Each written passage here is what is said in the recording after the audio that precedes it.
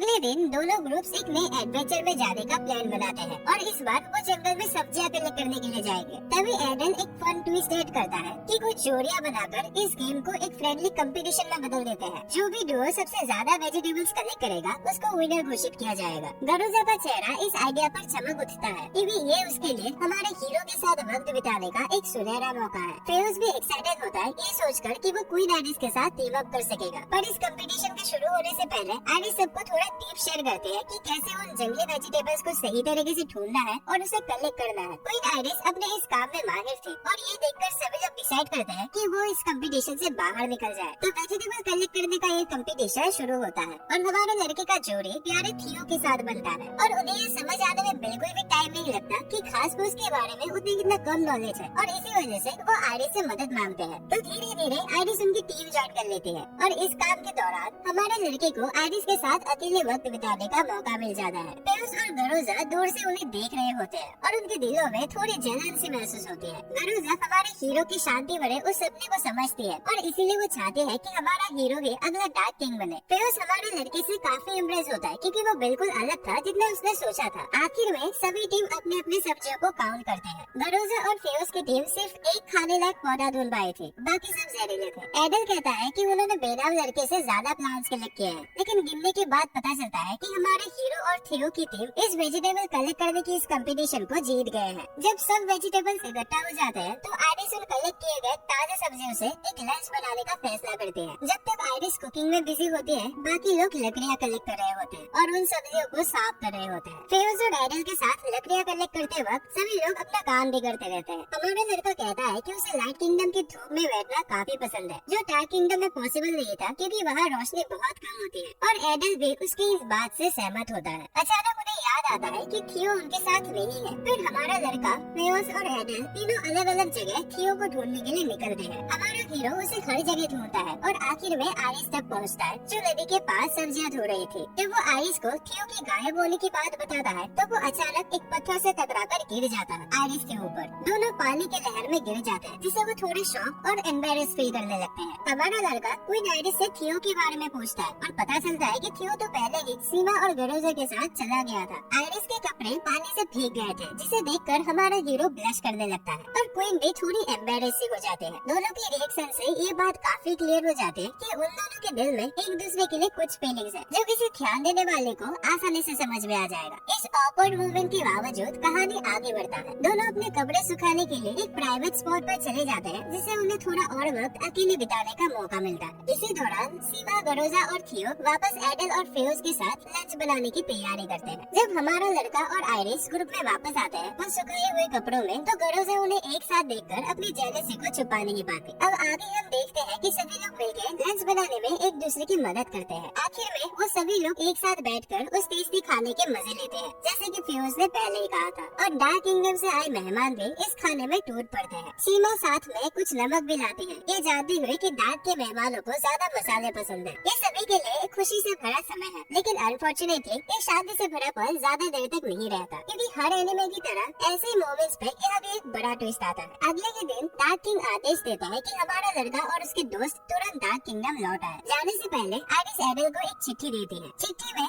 Dark और light kingdom के बीच free में सब कुछ लेन देन करने का ऑफर होता है। एडल इस संदेश को अपने राजा तक पहुँचाने के लिए तैयार होता है, लेकिन फिर अचानक उसका रवैया बदलने लगता है। वो अचानक से एक भयंकर डीमन में बदल जाता है और क्वीन पर हमला कर देता है। हमारा लड़का तुरंत रिएक्ट करता है और अपनी तलवार निकालकर आइरिस की रक्षा के लिए अपने साथी को मार देता है। हमारे लड़के की तेजी और जानलेवा चाल देखकर आइरिस चौंक जाती है और उसे लगता है कि ये कोई मामूली इंसान का रिएक्शन नहीं हो सकता जो अपने ही दोस्त को मार गिराए। फेयोस के हाथ से पीटने के बाद लड़के को गिरफ्तार कर लिया जाता है और उसे एक खतरा मानकर कैद कर दिया जाता है उन लोगों के द्वारा जो उसकी इस हरकत को देख रहे थे। इस हादसे के बाद लाइट और डार्क किंगडम के बीच का वो कॉन्ट्रैक्ट टूट जाता है। नतीजा ये होता है कि गरोजा को बिना किसी कोशिश के लाइट किंगडम से भागना पड़ता है, समझाए बिना कि महल के अंदर आखिर क्या हुआ था। ये हादसा फेयोस को गहरा चोट पहुंचाता है क्योंकि उसकी आशा थी कि दोनों किंगडम शांति से मिलजुल कर रह सकते हैं। इससे भी ज्यादा परेशान करने वाली बात यह है कि अब उन दोनों राज्यों के बीच जंग होना तय है जिसे अब भगवान भी नहीं रोक सकता। इसी बीच आइरिस एक कमरे में जाती है जहाँ प्रोजेनेटर रूम को रखा हुआ है और उनसे मदद की भीख मांगती है। ब्रून का जवाब आता है और वो आइरिस को एक तेज रोशनी के घेरे में ले लेता है। इसी बीच हमारा लड़का एक जेल में कैद होता है और थोड़ी देर बाद वो होश में आ जाता है। सभी लोगों की तरह वो हाल ही में हुए इस हादसे के बारे में सोचने लगता है। उसे समझ आता है कि उसने अपने साथी को मारकर जल्दबाजी में फैसला लिया था, क्योंकि उसने आइरिस की जान को खतरे में देखा था। वो जेल में अपना समय गहरी सोच में बिताता है, अपने हरकतों के बारे में और ये भी कि उसे आगे क्या करना चाहिए। तभी कुछ देर बाद आइरिस, जो अब एक सफेद बिल्ली में बदल चुकी है, उस डंजन में जाने लगती है जहाँ हमारा लड़का कैद है। वो अपने जादुई ताकत से उसकी जेल का ताला खोल लेती है और उसे एक रास्ता दिखाने लगती है। आखिरकार वो लोग एक खाई तक पहुँचते हैं जहाँ लड़के को अपने तलवारों का पता चलता है और तभी अचानक सफेद बिल्ली वापस आइरिस में बदल जाते हैं। लड़का पहले तो इस बदलाव से चौंक जाता है, लेकिन फिर उसे याद आता है कि ये एनिमे एक फैंटेसी की दुनिया को दिखाता है और उसका झटका धीरे धीरे कम हो जाता है। दोनों कैरेक्टर्स अब हाथ मिलाते हैं, अपने प्यार भरी दोस्ती का सही प्रदर्शन करते हुए। हमारा लड़का वादा करता है कि वो भी आइरिस की तरह शांति के लिए कोशिश करेगा और अपने इरादों को अच्छे से समझाता है, जो पहले उसके जल्दबाजी भरे स्वभाव के कारण गलत समझे गए थे। लड़का अपने असली पहचान का खुलासा करता है कि वो ही डार्कनेस का प्रिंस है और वादा करता है कि अपने वादे को भविष्य में पूरा जरूर करेगा। इसी तरह आइरिस भी वादा करती है कि वो भी लड़की का इंतजार करेगी और दोनों किंगडम्स में फिर से शांति लाने में उसका साथ देगी। पर अनफॉर्चुनेटली उनका वो शांति भरा पल वही टूट जाता है जब लाइट किंगडम के सैनिक लड़की को गिरफ्तार करने के लिए वहाँ पहुँच जाता है। आइरिस बिना कोई झिझक के लड़की से कहती है कि वो भाग जाए। एक क्यूट सी झप्पी देने के बाद लड़का अपनी तलवारें उठाता है और वहाँ से भाग निकलता है और वो वापस अपने डार्क किंगडम लौट जाता है। अपने किंगडम में वापस आकर आइरिस हमारे लड़की के बारे में सोचते रहते हैं। कुछ ही समय बाद एक डार्क बीस्ट का झुंड उनके किंगडम पर हमला कर देते हैं, जो शायद डार्क किंग द्वारा भेजे गए हैं। आइरिस अपने कमांडर को आदेश देते हैं कि किंगडम के योद्धाओं को लड़ाई के लिए तैयार किया जाए, पर फ्यूज अपनी जिम्मेदारियों से कुछ समय तक दूर रहना चाहता है और सेना को छोड़ने का रिक्वेस्ट करता है। वो अपने इरादों को समझाता है कि उसका मकसद आइरिस के लिए मेडिसिन ढूंढना है, क्योंकि उसका मानना है कि आइरिस की तबीयत ठीक नहीं है। आइरिस उसे यकीन दिलाती है कि वो ठीक हो जाएगी और इस बात पर जोर देती है कि फ्यूज का यहाँ रहना किंगडम की सुरक्षा के लिए कितना इम्पोर्टेंट है। पर आइरिस के इतने समझाने के बावजूद भी फ्यूज उसके आदेश नहीं मानता है और निकल पड़ता है एलेंशिया की मदद लेने के लिए, जो कि एक एल्फ किंग है। लाइब्रेरी में खड़े होते हुए फ्यूज अपने परेशानियों के बारे में एलेंशिया से बात करता है। एलेंशिया कहता है कि आइरिस पहले बॉल के साथ अपने लड़ाई के कारण काफी थक गई थी। फिर वो ये भी रिवील करता है कि आइरिस की जादुई शक्ति तो वापस नॉर्मल हो गई है, लेकिन जो जादुई नर्व्स ऐसी शक्ति को ट्रांसमिट करने के लिए जरूरी होती है, वो अभी तक ठीक नहीं हुई है। इसी वजह से उसकी शक्ति का प्रभाव कम हो गया है। एलेंशिया ये भी बताता है कि आइरिस की सेहत को वापस ठीक करने का सिर्फ एक ही तरीका है। वो एक रहस्यमय चीज के बारे में बताता है जिसे प्योर सोल कहा जाता है, जो दूर एक गुफा में काफी मात्रा में पाया गया था। ये चीज किसी इंसान की जादुई ऊर्जा को ठीक करने की क्षमता रखता है। एलेंशिया आगे समझाता है कि अगर वो लोग इस सोल को आइरिस तक पहुँचाने में सफल हो जाए तो वो तुरंत ठीक हो जाएगी और इसीलिए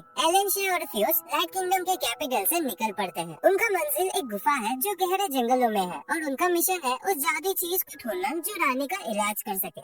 इसी बीच आइरिस से अलविदा कहने के बाद हमारा लड़का कॉन्फिडेंट हो जाता है कि वो फिर इससे जरूर मिलेगा। ये सोचकर वो पहले से और भी ज्यादा मेहनत से ट्रेनिंग करने लगता है और वहाँ हम देखते हैं कि वो वेलेस के साथ अपनी ट्रेनिंग जारी रखता है। जब लड़का अपनी प्रैक्टिस में बिजी होता है तभी गरुजा वहाँ आती है। वो बताती है कि डार्क किंग ने उन्हें कैपिटल के बाहर कुछ जानवरों से लड़ने का आदेश दिया है। वेलेस समझ जाता है कि ये बस लड़के को बिजी रखने का एक चाल है। थोड़ी देर बाद वेलेस डार्क किंग से मिलता है और रिपोर्ट करता है कि सभी सैनिक लाइट किंगडम की तरफ जाने के लिए तैयार है। हालांकि हमारा लड़का इन सब से अनजान रहता है। कैपिटल से निकलने के बाद लड़का कई बुरी क्रिएचर्स का सामना करता है और गरुजा की मदद से उन्हें इजीली हरा देता है। कुछ समय बाद वो देखता है कि एक जानवर डार्क किंगडम से लाइट किंगडम की तरफ जा रहा है और तभी अचानक उन पर एक उड़ने वाले प्राणियों का झुंड हमला कर देता है। हमारा लड़का किसी तरह खुद को बचा लेता है, लेकिन गरुजा अचानक हमला होने से चौंक जाते हैं। उसका बैलेंस बिगड़ जाता है और वो एक खाई से गिरने लगती है। उसे खतरे में देखकर हमारा लड़का तुरंत उसे बचाने के लिए आगे बढ़ता है, पर अनफॉर्चुनेटली दोनों उस खाई के किनारे पर ही अटक जाते हैं और उस हालत को और भी खराब बनाने के लिए एक भयंकर डीमन वहाँ आ जाता है। अब खतरे नजदीक आते देखकर हमारा लड़का बिना किसी हिचकिचाहट के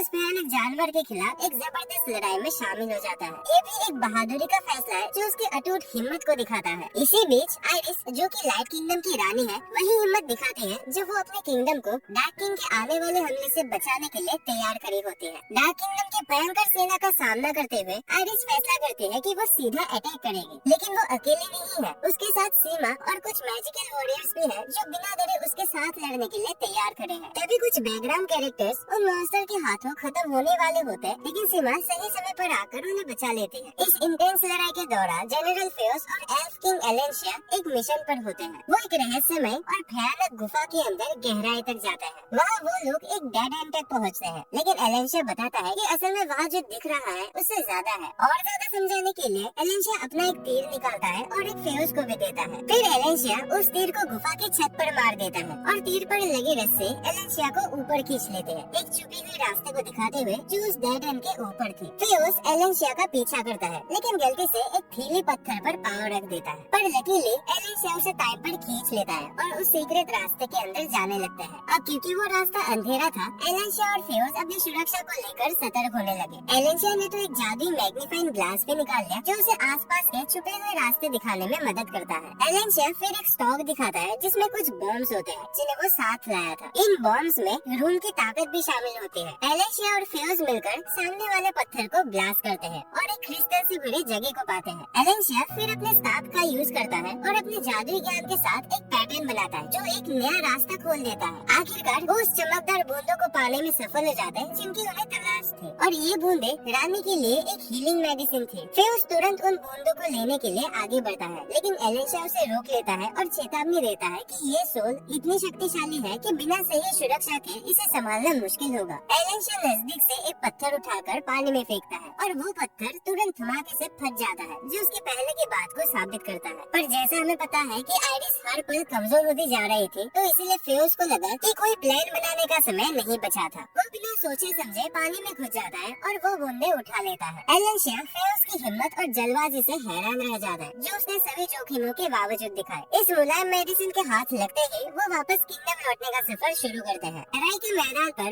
आइरिस डार्क किंगडम के सैनिकों के खिलाफ अपनी मजबूत लड़ाई जारी रखती है। उसके शानदार एबिलिटी और शक्ति के बावजूद भी दुश्मनों की संख्या बहुत ज्यादा होती है। एक के बाद एक करके वो अपने ओपोनेंट्स को हराते रहते हैं, लेकिन उनकी तादाद लगातार बढ़ती जा रही है, जो किंगडम के बॉर्डर्स को छू रही है। उसकी बॉडी पर थकान हावी होने लगती है, लेकिन बेहोश होने से पहले आइरिस एक अंतिम सुरक्षा का कदम उठाती है, सीमा और कुछ दूसरे मेजर्स की मदद के साथ। आइरिस एक जादुई बैरियर क्रिएट करती है जो पूरे शहर को घेर कर उसकी सुरक्षा करती है, लेकिन ये काम उस पर भारी पड़ता है और वो जमीन पर गिर जाते हैं क्योंकि उसकी बॉडी की पूरी एनर्जी खत्म हो चुकी थी। दूसरी तरफ डार्क किंगडम में हमारा छोटा लड़का अपनी खुद की जंग एक हॉर्नबिस्ट के खिलाफ लड़ रहा है। गरोजा एक सेफ डिस्टेंस बना के अटैक करने की कोशिश करते हैं, जबकि हमारा लड़का सीधे उस बीस्ट से टक्कर लेने के लिए दौड़ पड़ता है। फाइट काफी इंटेंस होती जाती है, लेकिन हमारे लड़के का जबरदस्त स्किल उसे अपने ओपोनेंट को हराने में मदद करता है। वो अपने चार्ज्ड ब्लेड से उस बीस्ट पर हमला करता है, जिससे जमीन में भी क्रैक्स बन जाते हैं, जो उस बीस्ट को बेहोश कर देता है, और इस तरह हमारा लड़का इस लड़ाई को जीत जाता है। लड़का गरोजा का शुक्रिया अदा करता है बीस्ट को हराने में मदद करने के लिए, लेकिन हमें भी पता है कि इस बैटल का असली MVP वही लड़का था। उसके जीत को सेलिब्रेट करने के लिए गरोजा उसे डिनर के लिए बुलाते हैं, जिसे लड़का मना नहीं कर पाता। अब शाम के सुकून भरे माहौल में खाना खाते हुए लड़का अपने वादे के बारे में सोचने लगता है जो उसने क्वीन ऑफ लाइट से किया था। लड़का बताता है कि ये वादा उसकी सबसे बड़ी प्रायोरिटी है, चाहे इसका मतलब एक ऐसा सपना देखना हो जो कभी पूरा न हो सके। गरोजा उसके पास आते हैं और लड़के को अपने इस सपने के बारे में शेयर करने के लिए कहते हैं। इसके अलावा गरोजा अपनी रोमांटिक फीलिंग्स को भी लड़के के सामने कन्फेस करती है, लेकिन गरोजा लड़के के चेहरे के इमोशंस को समझ जाते हैं, जो ये दिखाते हैं कि लड़के के दिल में सिर्फ क्वीन आइरिस के लिए ही जगह है। ये देखकर गरोजा उदास हो जाते हैं और शर्माते हुए आंसुओं के साथ भाग जाते हैं। और अपने हार्ट ब्रेक के बावजूद गरोजा फिर भी लड़के के इस सफर में उसकी मदद करना चाहते हैं। इसी बीच लाइट किंगडम में फेउस अपने हाथ में वो दवा लेकर आइरिस के पास वापस लौट आता है। सीमा अपने मैजिक का यूज करके आइरिस पर उन हीलिंग ड्रॉप्स को गिराती है और ये दवा आइरिस को एकदम अच्छे से हील कर देती है। इसके बाद सीमा किंगडम के हालात के बारे में फेउस को अपडेट करने जाते हैं और उसे इन्फॉर्म करती है कि जो ऑर्डर्स जादूगरों ने बनाए थे वो ज्यादा देर तक नहीं टिक पाएंगे। फेउस फैसला करता है कि उनके पास जो थोड़ा वक्त बचा हुआ है उसमें वो अपनी सेना को तैयार करेगा। आइरिस इन सब से पूरी तरह कंफ्यूज हो चुकी थी, इसलिए वो अपना मन साफ करने के लिए प्रोजेनिटर रूम की तरफ जाती है। तभी उस लड़के का वादा जो उसने आइरिस से किया था उसके दिमाग में दोबारा आता है और वो मुस्कुराते हैं क्योंकि उसे यकीन है कि हमारे हीरो अपना वादा पूरा करेगा और दोनों ही किंगडम्स में फिर से शांति होगी। फेउस आइरिस को प्रे करने से रोकता है, उसे ये बताने के लिए कि उनकी तैयारी अच्छी चल रही है।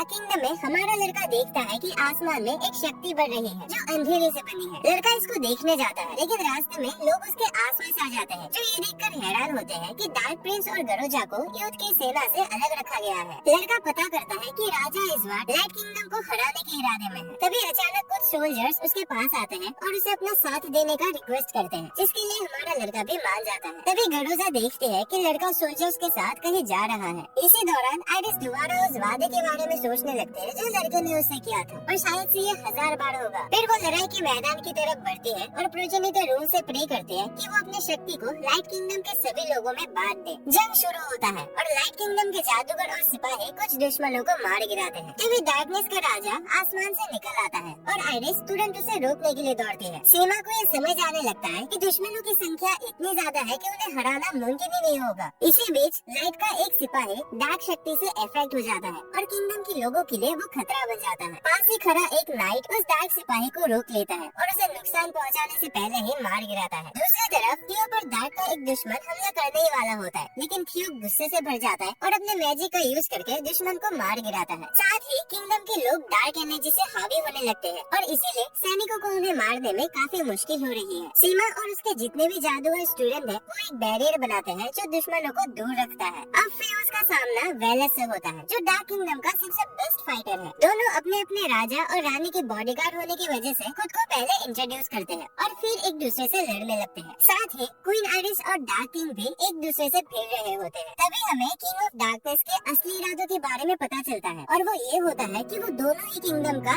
एकमात्र राजा बनना चाहता है। दोनों अपनी तलवारें एक दूसरे पर तान लेते हैं और अपनी अपनी शक्तियों का प्रदर्शन करने लगते हैं। एक तरफ जिंदगी और लाइट और दूसरी तरफ डार्कनेस। इसी दौरान सीमा और जादूगरों ने जो बैरियर बना था, वो डार्कनेस की ताकत की वजह से धीरे धीरे टूटने लगता है। जैसे ही कुछ सैनिक और जादूगर डार्कनेस से हावी हो जाते हैं, सीमा अपनी मैजिक का इस्तेमाल करके लोगों को उनकी असली हालत में वापस लाने की कोशिश करती है, लेकिन वो उस डार्क शक्ति को पूरी तरह से हटा नहीं पाते, इसलिए उसे प्रोजेनिटर रूल से मदद मांगनी पड़ती है। पास ही फेओस और वेलस के बीच एक इंटेंस बैटल चल रही होती है और वेलस डार्क फ्लेम से अपने आसपास की जगह को जलाकर बैटल को और भी ज्यादा मजेदार बना देता है। वेलस धीरे धीरे उसके ओपोनेंट को कमजोर करने लगता है और फेओस को उसकी कमजोरी के बारे में ताना देता है। उसी तरह डार्क किंग भी आइरिस से ज्यादा ताकतवर साबित होती है, जिससे आइरिस ताकत के मामले में उससे हार जाते हैं और डार्क किंग के एक पावरफुल अटैक के बाद आइरिस जमीन पर जा गिरते हैं। सीमा परेशान होकर अपने सबसे पावरफुल स्पेल से उस पर हमला करने की कोशिश करते हैं, लेकिन उनका कोई असर नहीं होता क्योंकि उसकी शक्ति पहले खत्म हो चुकी थी। वो प्रोजेनिटर रूल से ताकत के लिए भीख मांगने लगती है, लेकिन रूल का कोई जवाब नहीं आता। फिर भी सीमा पीछे हटने से इनकार कर देती है। आइरिस जो सीमा के पास जमीन पर आई थी,